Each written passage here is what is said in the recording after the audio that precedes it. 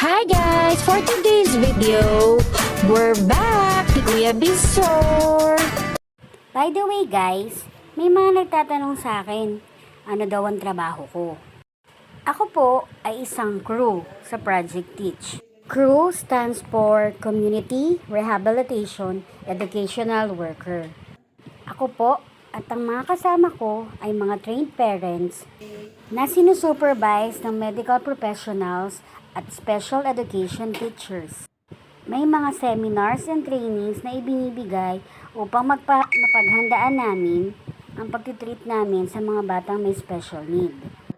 Isa rin ito sa paraan ng local government unit upang ma-empowered ang mga pamilya at magulang ng mga batang may special needs dito sa Mandaluyong. Bilang magulang ni Kirby, masasabi kong malaki na yung in-improve ng anak ko, especially sa gross motor skills niya. Hindi siya marunong mag-wheelchair. Dati, pati ultimo pag-ihi niya at pagdumi, kailangan pang naka-diaper siya. Pero ngayon, lahat yon may routine na. Salamat talaga at nagkaroon ng ganitong programa dito sa Mandaluyong. Salamat kasi nakakalibre kami ng therapy. Salamat sa panonood! God bless!